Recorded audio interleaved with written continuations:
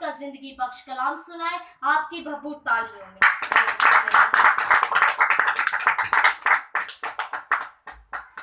मसीह यीशु में आप सबकी सलामती हो। आपकी भी सलामती। खुदावंद आपको बरकत दे। आज हम खुदावंद का जिंदा कलाम सुनेंगे। खुदावंद के कलाम मुकद्दस का आज का मज़मून है इब्ने आदम खोए हुओं को ढूंढने और निजात देने। इब्ने आदम कौन है? कोई बता सकता है जी? कौन है इब्ने आदम?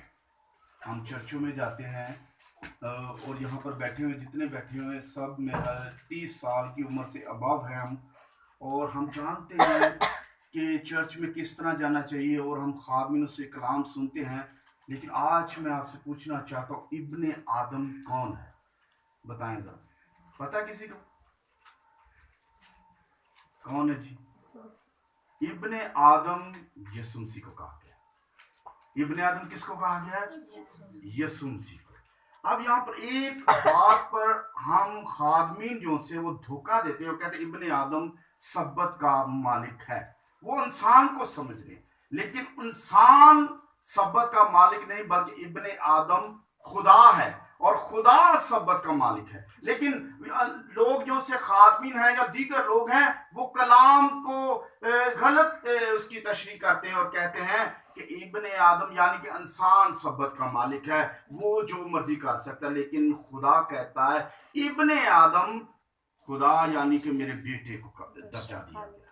वो मेरे चीजों बाइबल मुकद्दस में लिखे इब्ने आदम जब अपने पूरे जलाल में आएगा, मुकर्रा वक्त पर आएगा अपने फरिश्तों के साथ, तो मेरे चीजों तब खुदा का जलाल जाहिर होगा। जो ये आज कहते हैं कि यीशु नहीं आएगा, लेकिन एक वक्त आएगा नरसिंगा फूंका जाएगा और खुदा का जलाल जाहिर होगा। आज हम देखेंगे इब्ने आदम क्या करने आया? खोए को ढूंढने और निजात देने आया है। कौन से लोगों को? जो आदम से लेके आज तक लोग जो से नाफरमानी कर रहे हैं और गुमराह करने वाली तालीम हासिल कर रहे हैं। खुदा कहता है मैं उन सब को ढूंढने आया।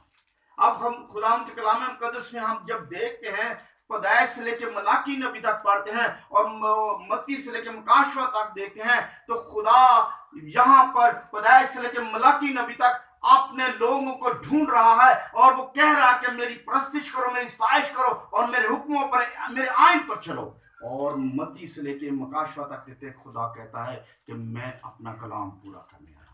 क्या करने पूरा करने आया? अपने बाप का कलाम पूरा करने आया हूं। और अब खुदा के कलाम मुकद्दस पर पहला देखते हैं कि खुदा का कलाम क्या चीज बयान करता है। पहली बात, खुदा पर कामल तौर पर भरोसा रखने की जरूरत है। अगर हम कामल तौर पर खुदा उन पर भरोसा रखेंगे, मुकम्मल तौर पर भरोसा रखेंगे, तो फिर हम निजात हासिल कर लेंगे। हर बीमारी से, हर दुख से, हर तकलीफ से, हर परेशानी से, कोई भी बीमारी क्यों ना हो हमारी जिंदगी में, अगर हम खुदा पर तवक्कुल करेंगे तो फिर ये बीमारियां, मुश्किलात, दुख, तकलीफें हमारी जिंदगी में से जाती रहेंगी। अब दूसरी बात, खुदा के कलाम पर अमल करना, तो फिर आप निजात पा सके। बाइबल मुकद्दस में लिखा मैं सुनने वाले ना बनो बल्कि क्या करने वाले बनो? अमल करने वाले बनो। जिस तरह इब्राहिम ने अमल करके दिखाया। खुदा ने कहा कि तू किससे सबसे ज्यादा प्यार करता है, और उसने जब चारों तरफ नजर की और उसको दौलत नजर आई, उसको बीवी नजर आई, उसको अपने जानवर मवेशी ये सारे नजर आए, और उसने कहा नहीं, ये सब चीजें फानी है, ये मुझे दोबारा मिल सकती है। जो चीज मेरे पास अनमोल है, और वो है उसका बेटा, जो उसको बहुत मुद्दत के बाद, काफी अरसे के बाद मिला, और वो अकेला ही वारिस था पूरी सल्तनत का। जितनी इब्राहिम की दौलत थी और जितने नौकर चाकर थे, उसका वो वाहिद मालिक था मेरे अजीजों। और उसने कहा कि वो चीज जो तुझे सबसे ज्यादा अजीज है वो मुझे दे दे। और खुदा के हुजूर में अपने बेटे की कुर्बानी करने के लिए वो पहाड़ पर गया।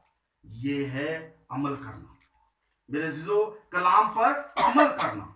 अब खुदा के कलाम मुकद्दस में तीसरी बात है शुक्रगुजारी की कुर्बानियां करना। क्या? शुक्रगुजारी की कुर्बानी। कौन सी शुक्रगुजारी है? जो हमारी जिंदगी में खुदा ने अगर में तंदुरुस्ती दी है, उसकी खुदा के हुजूर में शुक्रगुजारी की कुर्बानी करे। खुदा ने आपको औलाद दी है, उसकी शुक्रगुजारी की कुर्बानी करे। खुदा ने आपको घर दिया है, उसकी शुक्रगुजारी की कुर्बानी करे। अगर खुदा ने आपको रिज़्क दिया है, उसकी खुदा के हुजूर में शुक्रगुजारी की कुर्बानी करें, तब आप निजात हासिल कर सकते हैं। और आखिरी चौथी बात है अपने गुनाहों से तौबा करना। क्या? अपने गुनाहों से। जो भी आप अपनी जिंदगी में गुनाह करते हैं, जो भी आपकी जिंदगी में गलती खताएं, उसको आप खुदा के हुजूर में लाएं और कहें कि खुदा मैं कमजोर, मैं बेबस हूं, मैं लाचार हूं, मैं इस काबिल नहीं कि खुदा तेरे कलाम पर पूरे तौर पर चल सकूं, लेकिन तेरा कलाम मेरे कदमों के लिए चिराग और मेरे राह के लिए बन जाए, रोशनी बन जाए। और जो भी मुझसे गलतियां खता हुई हैं वो माफ कर, वो माफ करने वाला खुदा है। अब हम देखते हैं कि जकई नाम एक शख्स था जो खुदा से प्यार करता, लेकिन खुदा के साथ चलता नहीं था, लेकिन प्यार करता था खुदा से। और उसने सुना था कि यीशु जिसके हम मुंतजर हैं वो यीशु इस दुनिया में आ गया है। और जब उसने सुना कि यीशु आ गया है और वो यीशु को देखने का मुंतजर था, अब उसको पता चला कि यीशु इधर से गुजरने वाला है, तो वो क्या किया, उसने एक दरख्त पर चढ़ गया। और दरख्त पर चढ़ के, क्योंकि उसका कद बहुत छोटा था और वो यीशु को सही तरीके से देख ना सका, उसने काफी जंप लगाए, काफी मेहनत की ताकि वो निजात दहींदे को देख सके, जिसके वसीले से निजात आई है, जिसके वसीले से वो रिहाई पाने लगे हैं, जिसके वसीले से बंधन टूटने लगे हैं। उस यीशु को वो देखना चाहता था, लेकिन वो देख ना पाया। उसने क्या किया, एक दरख्त के ऊपर चढ़ गया। यह हम देखते हैं लूका की मार्फत लिखा गया इंजीली बयान 19वां बाब और उसकी 9वीं आयत में यहाँ पर खूबसूरती के साथ लिखा है, जब वो दरख्त पर चढ़ गया तो यीशु उसके पास आया, क्योंकि यीशु दिलों को, सोचो ख्यालों को जानने वाला खुदा है कि ये जकई नाम शख्स क्यों सा है, ये मेरा मुंतजर है और ये दिल से चाहता है कि मुझे देखे। तो उसके पास आकर ठहर गया और उसने कहा कि मैं तेरे साथ तेरे घर जाना चाहता हूँ। तो उसी वक्त उसको अपने घर में ले गया। यहाँ पर लिखा है जब उसको अपने घर में लेकर गया तो उसके बाद क्या हुआ, लोगों ने लान तान करना शुरू कर दिया। क्या करना शुरू कर दिया? लान तान, क्योंकि वो एक मसूल लेने वाला था, वो लोगों पर टैक्स लगाने वाला था। और लोगों ने कहा कि ये यीशु किसके साथ बैठ के खाता पीता है, ये तो बहुत बुरा शख्स है, ये तो ऐसा शख्स है कि किसी पर रहम नहीं करता, बेरहम शख्स है। और मेरे अजीजों, खुदा सब सुन रहा था, और जब उसने देखा कि यीशु ये सुन रहा है, और उसने कहा कि मैंने अगर किसी से नजायज कुछ लिया है तो मैं उसको क्या करता हूं, वापस 10 गुना ज्यादा दुगना लुटाता हूं। मेरे अजीजों, उस वक्त यीशु ने क्या कहा, 9वीं आयत में लिखा, उसने उससे कहा आज इस घर में क्या आई है, नजात आई। बेटा इसको बाहर ले जाओ, यहाँ पर गर्मी में बाहर ले जाओ, शाबाश। उसने कहा आज इस घर में क्या आई है, नजात आई है। नजात आपके दरवाजे पर दस्तक देती है और आपको दरवाजा खोलने की जरूरत है। मेरे अजीजों, दौलत आपके दरवाजे पर दस्तक दे रही है, क्योंकि बाइबल मुकद्दस में लिखा है ना कामयाबी मशरिक से, ना मगरिब से, ना शुमाल से, ना जनूब से, बल्कि खुदाम की तरफ से है। तो फिर दौलत, इज्जत, शोहरत ये आपके दरवाजे पर दस्तक दे रही है, और ये दस्तक यीशु के वसीले से, यानी कि यीशु आपके दरवाजे पर खड़ा है, तो समझ लीजिए 3 चीजें आपके उसके साथ साथ। अब यहां पर लिखा है इसलिए कि ये भी इब्राहिम का बेटा है, क्योंकि इब्ने आदम खोयों को ढूंढने और निजात देने आया है।